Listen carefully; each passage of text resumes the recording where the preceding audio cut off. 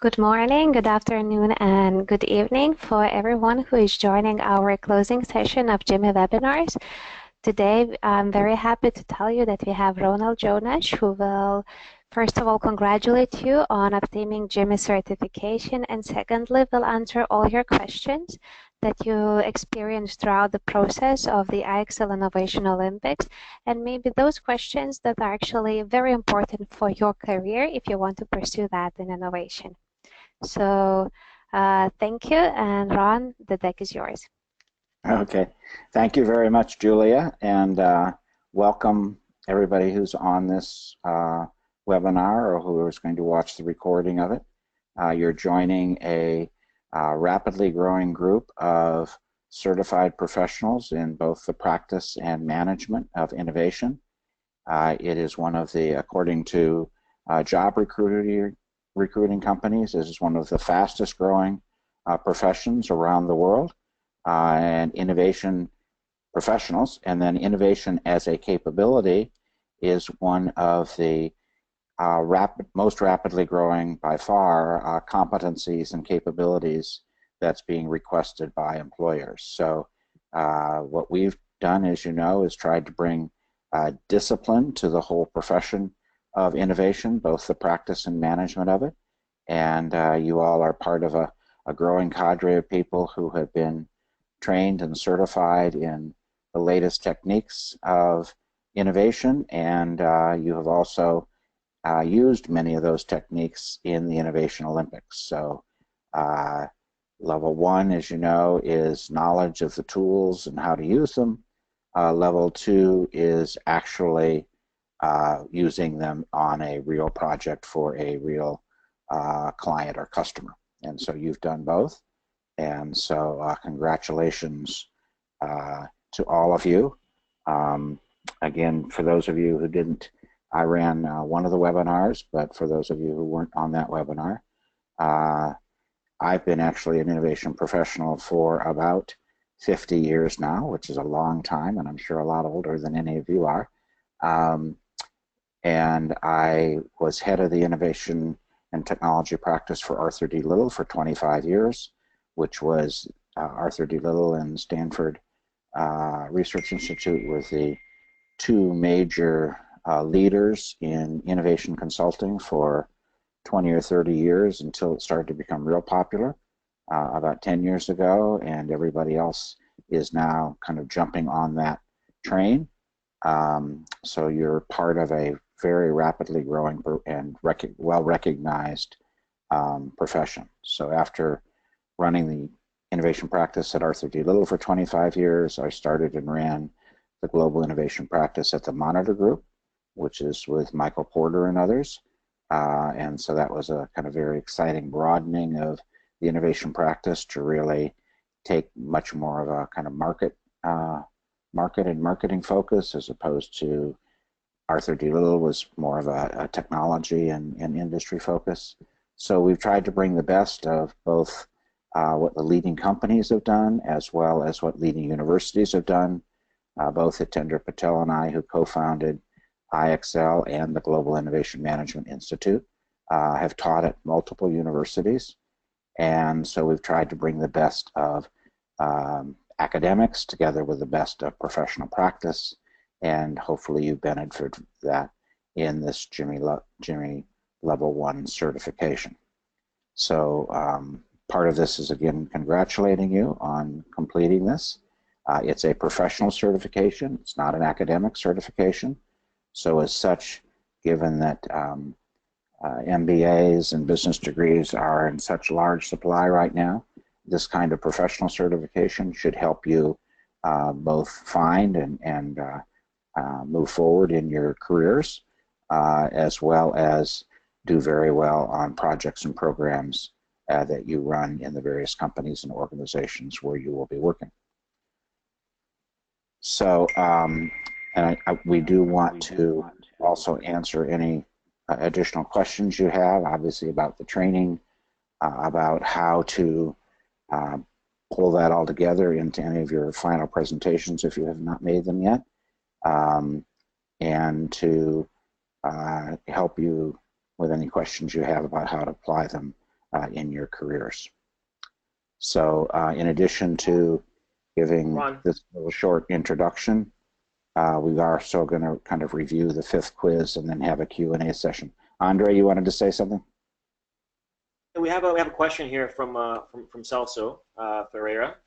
His question is, he's interested in having other level certification from GIMI. What are the next steps for having levels 3 and 4 certification? So levels 1 and 2 are really for the practice of innovation. Levels 3 and 4 are for the management and leadership of innovation, whether it's innovation teams or innovation organizations or innovation networks. And you'll be getting notifications from the Global Innovation Management Institute about when the different times when the course materials are available, as well as when specific webinars and training sessions are available, either through us or through our kind of global network of training organizations.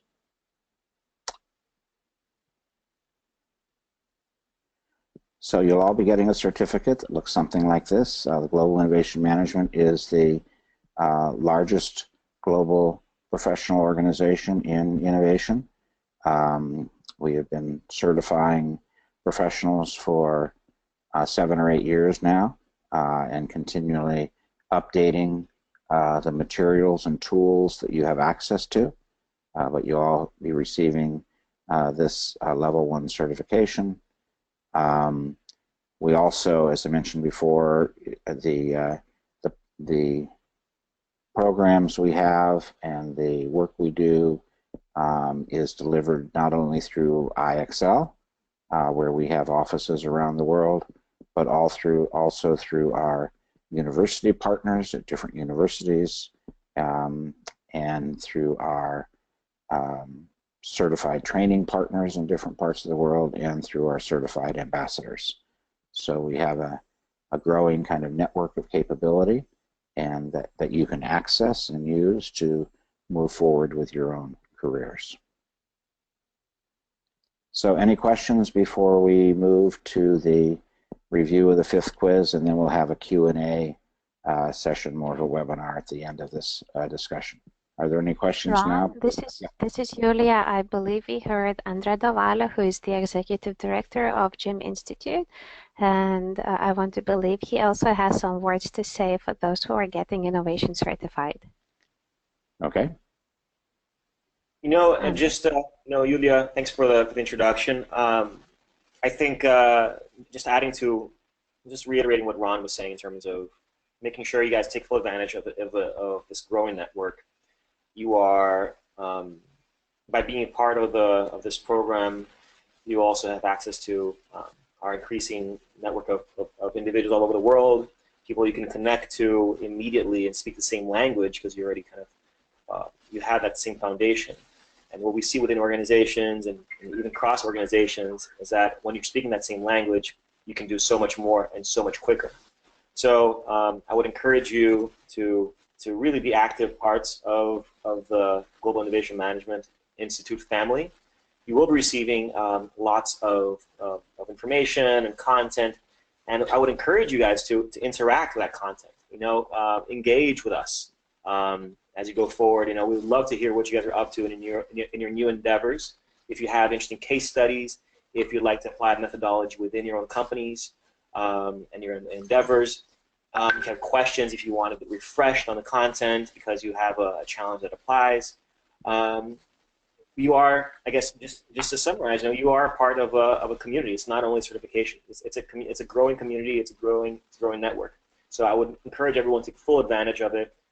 We are going to be sending some additional next steps of how to display it on your LinkedIn page, and how to even kind of talk about your experience with the Innovation Olympics to the best of kind of how to benefit the most from it. I think we find that students that participate in the Innovation Olympics and who use that experience in their interviews have a higher success rate.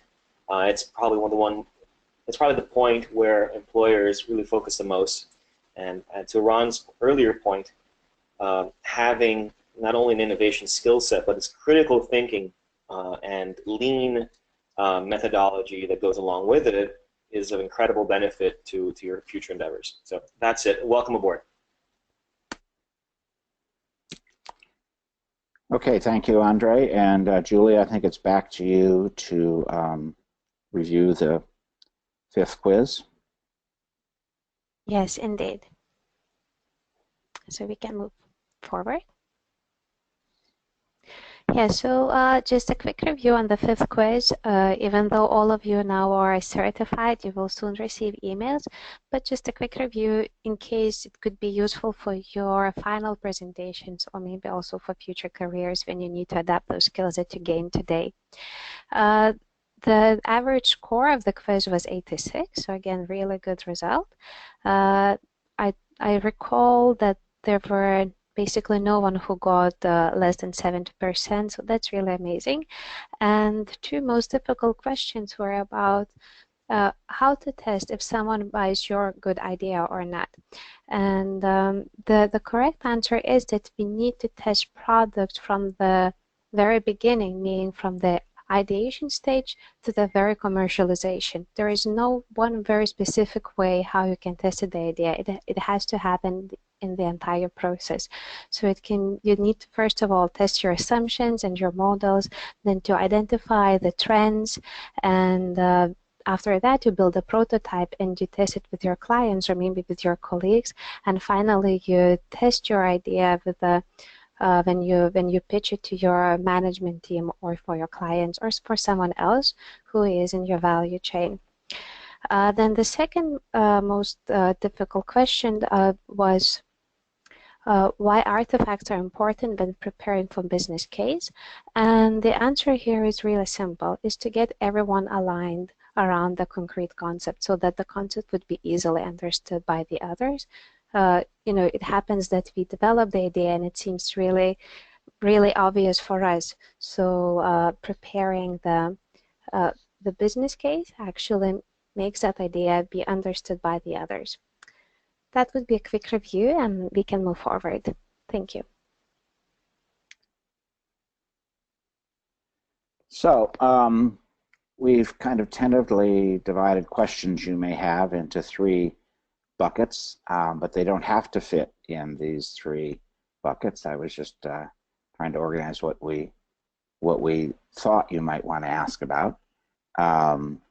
So the first one is more around how do you use all these tools and approaches and adjust the challenge, and pivot is what they typically say in Silicon Valley, but how do we adjust continuously along the way to win and to help your client win, and how do you kind of build their confidence and your confidence along the way. So that was kind of the first category. A second one was how do you pursue, kind of related to your career and professional development, and the last one is kind of more on, whoops, what did I do here?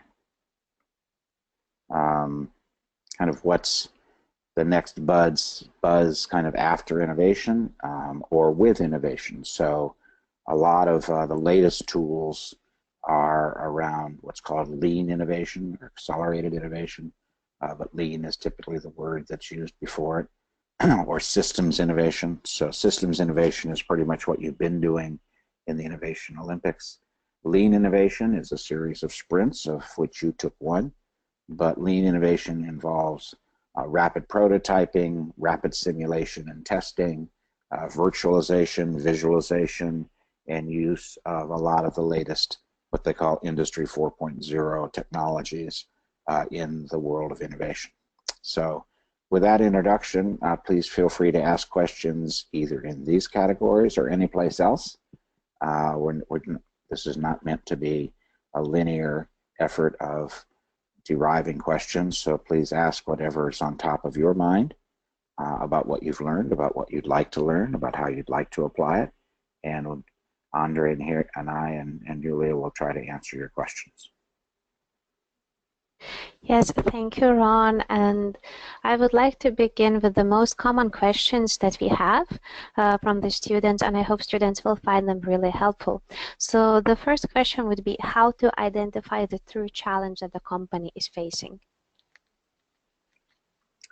And so this is always an issue and always difficult to do because there are many different stakeholders both in a company and in the ecosystem around the company that's going to determine whether your solution is successful or not. So very often, if you go to somebody in R&D or engineer, they'll have, even if you're talking about the same general area, they'll have one positioning of what the question and challenge is about. Someone in sales and marketing will have another perspective on what the challenge is all about, and someone in operations will have another take on it. A supplier will have another take on it. A customer will have another take on it. So you really have to kind of solicit views from a wide variety of people to really build the best understanding of the challenge and how you can address it, and also to get beneath the surface. So at the surface or at the high level, 25,000 feet or whatever, it'll be stated one way. When you get down to how it's actually going to change my life, or how it's going to change the performance and numbers that I can deliver in my business, or how it's going to affect the strategic positioning of the business or a product or a sub-business within it. So you really have to reach out and get multiple views and kind of integrate that into a kind of more composite statement of the challenge that addresses all the key stakeholders and constituencies. And that's why, by the way, we try to get as much diversity on the client sponsor side as we can. And some of you, if any of you were on either the Airbus Challenge or the Edgewell Challenge on shaving, you had people from R&D, you had people from engineering, you had people from procurement, you had people from operations. They all had different views. And so you had the opportunity to have a diverse client perspective from the get-go. Other teams may have only had one or two client sponsors, and you had to kind of think beyond that client sponsor. And that's why we've also worked very hard to try to assure a diversity of teams. So hopefully one of the major takeaways that you'll kind of work with the rest of your career and innovation anyway is how important diverse perspectives are, how important people who see the world differently are, how important different functional backgrounds are, different cultural perspectives to coming up with solutions which really resonate in the market. So embracing diversity, not just tolerating it, is a key success factor for innovation at all levels. You know, Ron, I would add to this. Make sure teams participating in the Mission Olympics also through my courses have access to MCI materials, and MCI materials are from the Management Consulting Institute, which provide a lot of really helpful guidelines and frameworks to use when framing problems in a way that's really consistent. So it's basically a tool for effective communication and breaking down problems into their most logical pieces, which are, again, these are key skill sets not only in consulting but for any business. And when you're trying to create that challenge and identify all the challenges, using those tools will also greatly help you. Things like the SCQ framework, which is a situation, complication, question, will help you kind of frame the issue internally for your stakeholders. So I definitely encourage everybody to make sure they get that content and to the extent possible discuss it with your mentors. Thank you both a lot. So the other question that has been answered already a few times, but it's always good to hear it once again, just to be sure, because it always comes in. So how to define the right growth gap?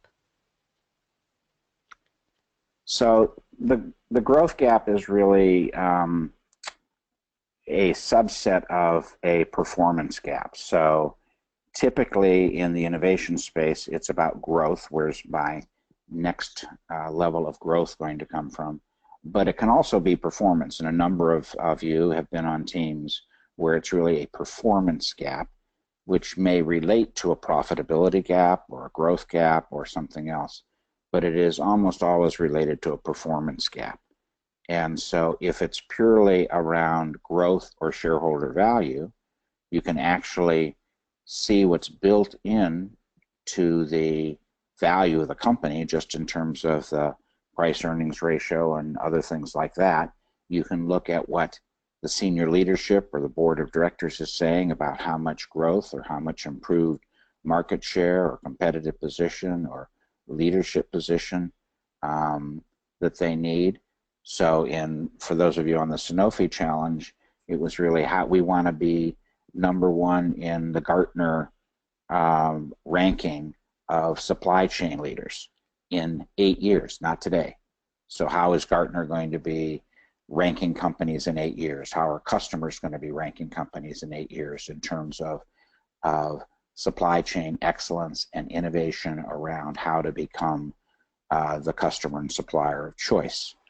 And so you have to look at the growth gap broadly. It's not the literal, the easy way is just, what we have in the pipeline today is going to generate this much growth. The shareholders or stock or board members or leadership of the company or even me, we want to have that be more than what it is. And so current course and speed of what we have in the pipeline is going to get us to one point. How much more do we need to get from something else? And that something else is usually some form of innovation, whether it's organic innovation that we do from within the company, or whether it's collaborative innovation that we do with partners, or whether it's a creative innovation that we do through mergers and acquisitions. So it's usually the leadership of the company is usually looking to innovation to close that, what I would probably call more broadly performance gap, but very often innovation translates into a growth gap. Andre, do you want to add anything? I think you got it covered, Ron. I think the growth gap is definitely one of the questions, the biggest questions that we get from clients and from people who go through the sessions, and in essence, really, it's supposed to be an eye opener. The way we use it internally is really internally showing that if they don't innovate, if they don't fill that pipeline well, they will fail. They will kind of and lots of clients, when they go through the exercise, realize that they're already kind of their growth curve is already starting to inflect, to flatten out, and it creates a very, very clear call to create that innovation pipeline. And it also helps you set the time frame. So the gap could be something that they want to close this year and next year. It's a short-term gap. They may have this year and next year covered, but they want to know kind of what they're going to look to drive. What's the platform that's going to drive growth and competitive advantage in 2 or 3 years? And they may say, no, we're fine with that. Our responsibility is to provide new platforms for the future that can assure that we will be leaders in this industry, however it evolves, in 5 years. So it gives you a good time frame to work from. Therefore, it sets the scope of the kinds of innovations, the kinds of technologies, the kinds of business models that you can look at, given the time frame for implementation and given how much you have to move the needle. Thank you. We have one question from Boston University team, which is now visiting IXL Center. How to avoid sticking to a business case that could become irrelevant over time. Clearly, the methodology is useful to avoid this. However, it is not 100% risk-free. Andre, you want to take that one? Sorry, Yulia, can you repeat the question again? Sure. So the very basic idea of the question is how to avoid sticking to a business case that could become irrelevant over time. So the idea is that business cases are part of an overall field of play. And fields of play are supposed to be incredibly robust, based on kind of trends that will last, much longer than kind of the short or medium term. So the idea being that business cases, even if they fail, do not, or they become irrelevant, do not invalidate the overall field of play. And the idea being that I think it's fine for business cases or for concepts, robust concepts, to become irrelevant or to fail along the way. But being a part of a larger field of play, you'll basically be able to kind of execute on different business cases. So is the question about is it about kind of short-term opportunities versus medium-term versus long-term? Because obviously, sometimes we make choices to go after opportunities that we know are short-term, but which build bridges to more medium or long-term opportunities by building those capabilities internally. And from a portfolio perspective, we need to always be mindful of that as well. So I think that as teams think about the business cases that will be presenting for their clients, they need to have that in mind within context. If there is a high probability of becoming irrelevant or just not interesting in the medium term, they need to raise that as a risk and position it correctly. So it doesn't invalidate the attractiveness of that specific business case. It just needs to be framed within the overall framework and the overall. So three of the things that change most rapidly that you need to make sure in the business case it can be regularly updated. One is the competitive dynamics. What are competitors or new entrants doing? How fast are they coming into the market? And how fast do we need to move to take advantage of this opportunity? So speed, timing, etc. Those are all things that have to be regularly updated, either because the competitive dynamics has changed or because the technology has evolved different. The technology or kind of business world, a regulatory world, has evolved differently than was anticipated.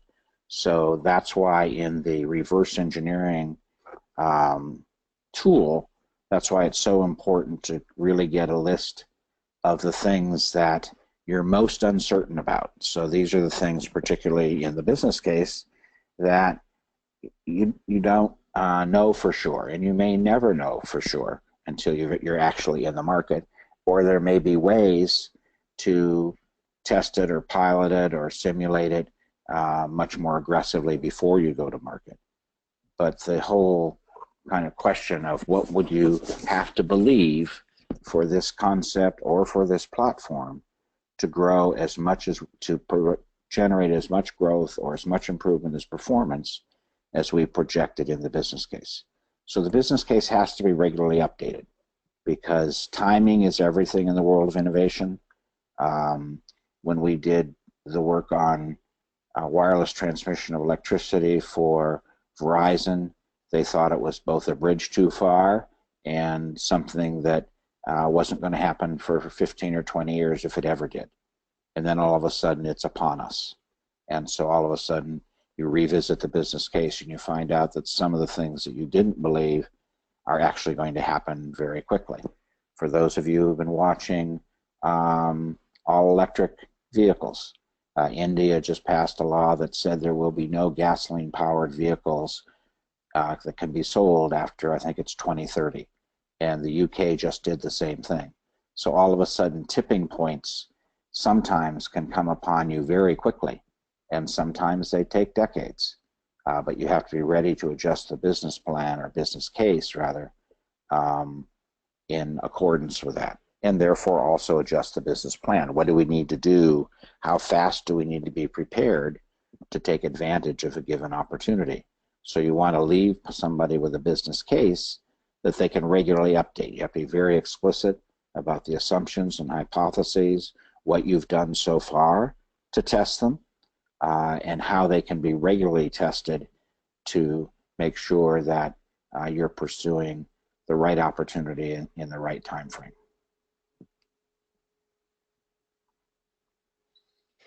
Thank you very much.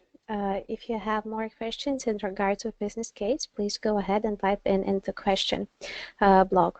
The other question that is very often asked is about the business opportunity map, and when to know that there are enough dots at business opportunity map.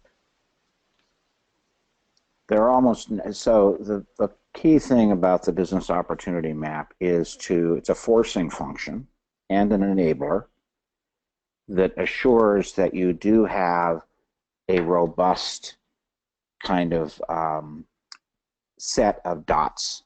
So it's about what we call more and better dots. When you have enough, you never have enough, so you're always adding dots. New dots emerge while you're working on a project.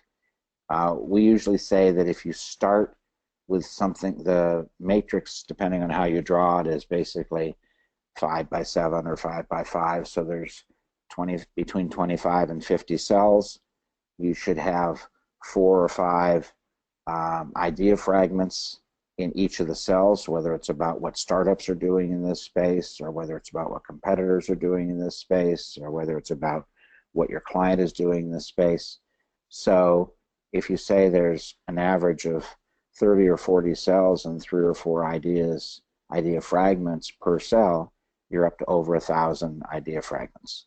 And that's why we have you collaborate as teams at the beginning of competitions, because if each team maybe has 100 fragments, then 5 teams at least start with 400 or 500 fragments, and then they continue to add those.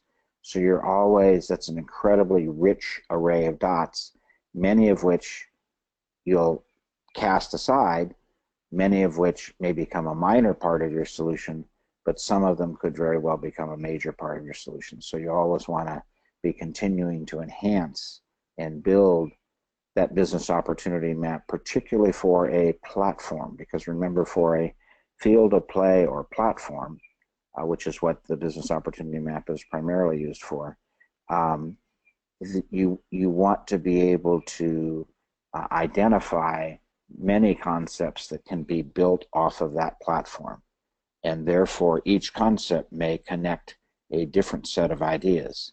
So to develop one concept, you may only need 10 or 15 fragments. To develop 5 concepts, you may need something like 40 or 50 fragments. To develop a list of 20 from which you pick 5, from which you can pick a winner, that's where you need more like 1,000. So it's a lot of fragments, and that's why we've developed a software-enabled version of it, because we used to do it almost exclusively with Post-its and brainstorming sessions. But when you're trying to generate or need to generate something like this, more in the hundreds, if not 1,000 fragments, that's why and you want to do it across different disciplines, different teams, that's why we've made it software enabled. The danger is, the reason again we use it is, you go in with preconceptions about what the solution is going to be, and those preconceptions are usually based on what your functional area is. So if you're from sales and marketing, you think it's all about the brand or all about the consumer. If you're from procurement, you think it's all about the supply chain. If you're from R&D, it's all about the technology. So everybody kind of has a different cell or row on that matrix that they think is most important, whether it's business model or whatever. And so you need to kind of take all those into consideration in order to really build a solution that is one you can sustain in a winnable way for multiple years, as opposed to just being a one-shot product. Thank you. And then the next question is naturally coming from what Ron just mentioned, how to identify the winning field of play in business concept.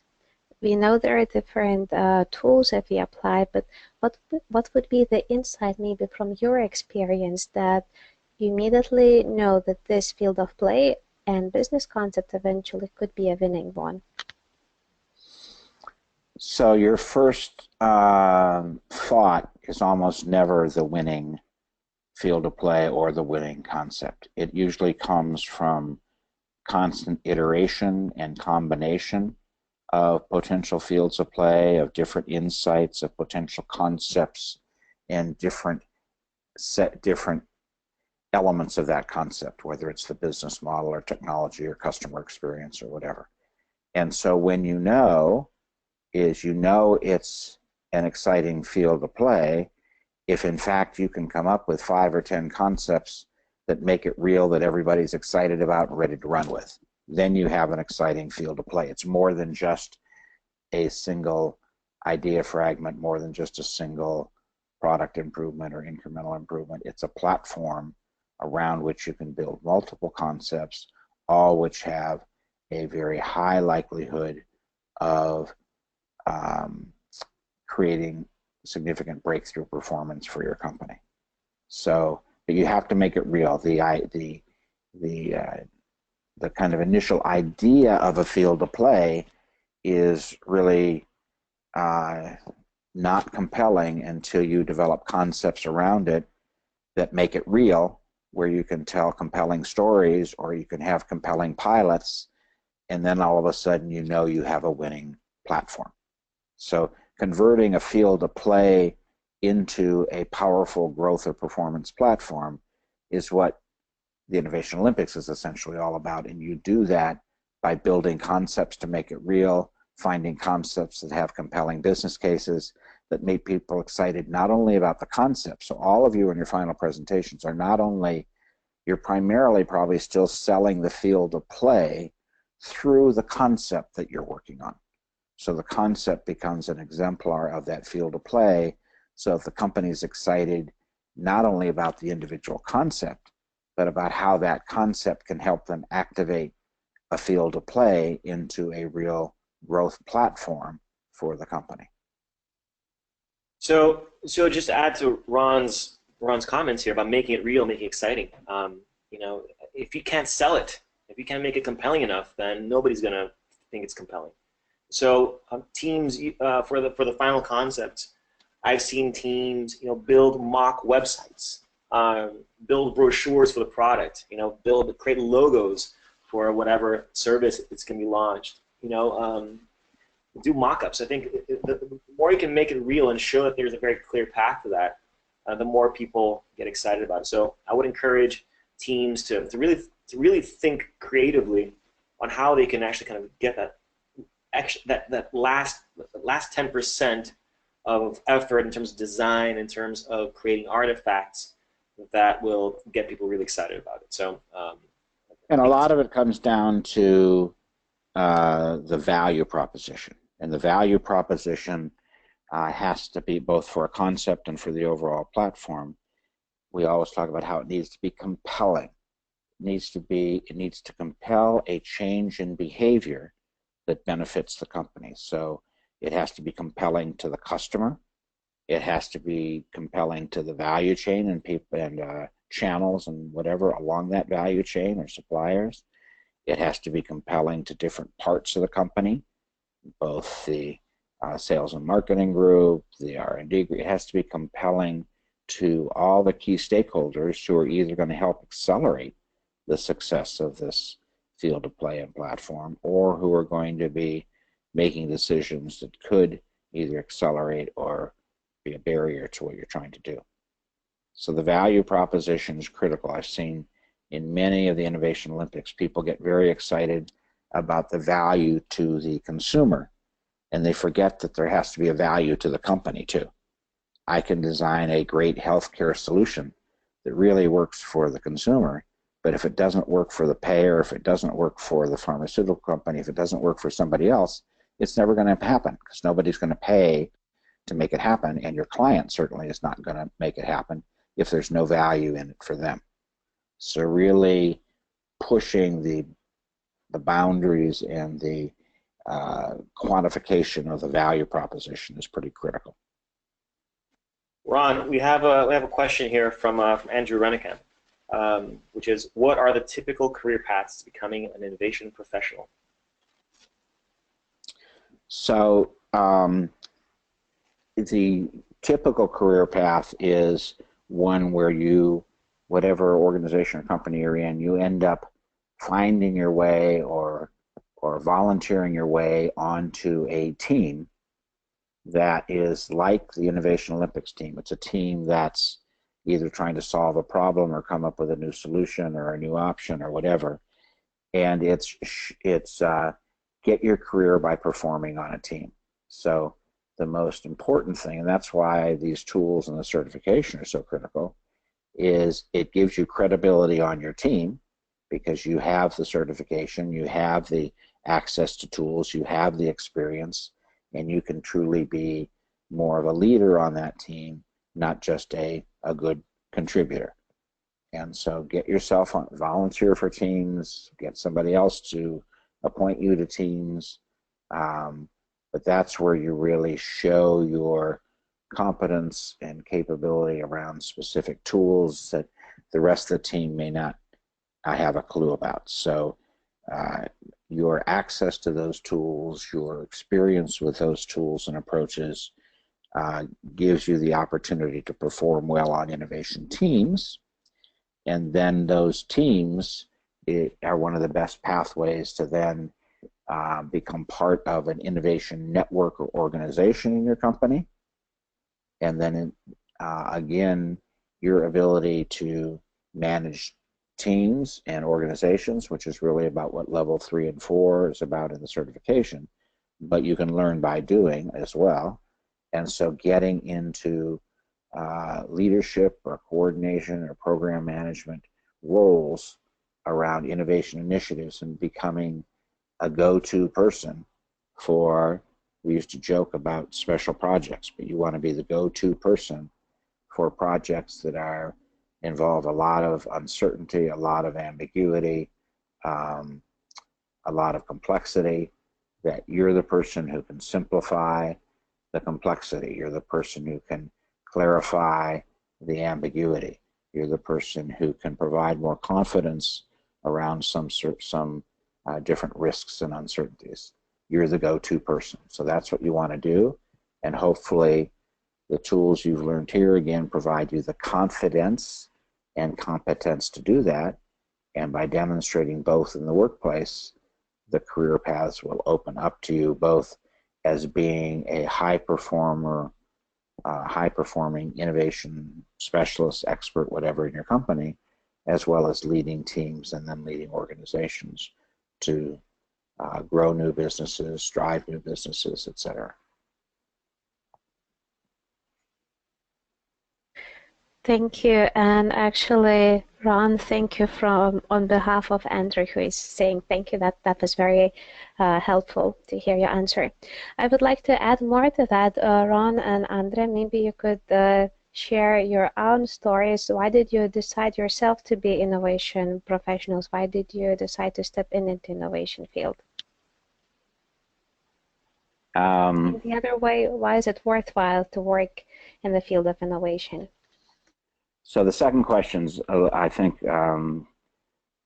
easier and maybe more important here is that if you are in the innovation arena, it enables you to work on lots of new things, kind of what if and what's next. And it keeps you fresh, it keeps you energized, it keeps you from getting in a rut, it keeps you from getting bored. So it's exciting. So the main reason for doing it is it gives you a purpose, certainly, but it enables you to continue to be excited about doing new and different things to advance your own capabilities and to improve the performance of your company or organization. So that's really why, to me, it's exciting, which is probably for Andre and me, I can only speak for myself, but why and how I got into this. So in one sense, as some of you know, I was born into it. My father was head of all the rocket programs for NASA in the 50s and 60s and 70s, so Atlas, Centaur, Nova, Saturn, etc. So I was in one sense, born into the Kennedy generation of the sky's the limit, effectively, or the moon's not even the limit. But and by kind of being exposed to all of that, all the rocket launches, all the space travel, etc., it makes you want to be part of what's next. It makes you want to be part of being ready for what's next. How do you prepare for what's next? How do you participate in what's next and what's new? And so for me, that was what it was always about. And so I got my degrees in architecture and design thinking, and in economics and finance, and in systems engineering. So I have advanced degrees in all of those from Princeton, and it was just a great field to explore different ways and different competencies to bring to kind of what's next and what if. So, I worked for a number of nonprofit organizations. I worked for a number of government organizations. I had my own company several different times. I taught along the way at different universities. I had a long consulting career at Booz Allen, at Arthur D. Little, and at the Monitor Group, but all of it was very much around working on and coaching high-performing innovation teams to come up with new solutions. And it's just wanting to having a passion for always wanting to find new and better ways of doing things, both in my personal life and in my professional life. So that was my journey, but everybody has their own. Andre, you want to share yours? Sure. I mean, in a nutshell, I mean, I think I'll definitely second everything you said in terms of kind of this ability to change and to be part of something, what's next, and being part of an incredibly diverse set of challenges. But I think for me, it's also passionate about facilitation and connection. Not only dots, but people, companies, and seeing things moving forward. And so I think people need to understand that if you're part of an innovation organization, or kind of in terms of if you're there are many roles in it. You can be a part of a team that's doing it, but if you're part of an innovation organization, you're mostly facilitating. It's not about creative thinking for the most part. It's about kind of helping people connect the dots. It's about creating the tools and systems and processes that enables much more. Something that's much larger than yourself. So I got my first whiff of innovation when I started working in consulting and Monitor Group under Ron and Hitendra 12 years ago, and it really kind of got me going and encouraged me to start my own projects and in entrepreneurship. And I went out and started a few businesses of my own, advised people on theirs, and with the same foundational development that I'd gotten within the innovation organization at Monitor Group. And I see as a platform for connecting ideas, people, companies. So I think it's an incredibly powerful framework. It's incredible power. I think people who are good at it and will eventually pursue a career in innovation are people with that kind of curiosity and that desire to see impact and truly enjoy really connecting the dots. So, and I think for the most part, I think tools like the business opportunity map are really just physical manifestations of what these real connectors do, which is kind of seeing across organizations, seeing across companies, seeing across different channels and different adjacencies, and seeing different opportunities. And we're trying to just really make that systematic. So that's kind of my point of view. I'm incredibly passionate, but it's been a long way. It's not an easy way to find your way into this. Like Ron said, you need to really kind of prove yourself. Innovation organizations tend to recruit people who have a track record in ambiguity, in connecting people, connecting dots, and have that passion for teaching and facilitating. So yeah, that's my point of view. Back to you, Julia. Thank you. These are very good answers. I think we should share more stories like that. And students who are on the other side, I would really encourage you to ask more questions like that. And just so that you know, especially Ron has many stories. And when I was saying he was working with people like Michael Jackson, that is definitely the truth. So if I was you, I would definitely go and ask those questions. And then one more question. In regards of looking towards the future, innovation is happening now, right? It's the future that we happen to have right now, and innovation everywhere in the world. If you go to the developing world or in the well-developed world, everyone talks about the innovation.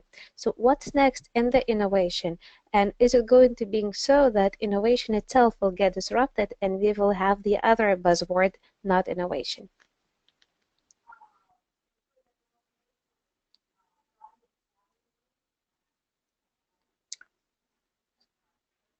So if there are no more questions at this point, I guess we will again offer our congratulations to you all to be part of this growing professional community, this growing set of careers, a professional certification which will definitely differentiate you both in being chosen for different roles, as we were talking about a few minutes ago, on innovation teams or whatever, on getting those initial doors opened and opportunities, because you do have a very different kind of certification and a very different kind of experience through the Innovation Olympics. So hopefully you can leverage that to the hilt as you pursue your careers and become part of this network. So thank you one and all. Thank you, everyone. Thank you, everyone. I will follow up each of you with more information, how you can embed your innovation certification, your LinkedIn profile, and the other information that you might find useful. Thank you, everyone. And if you have more questions, those are always welcome. And that was our last webinar, this Innovation Olympics 2017 summer session. Thank you and have a great time. Bye now.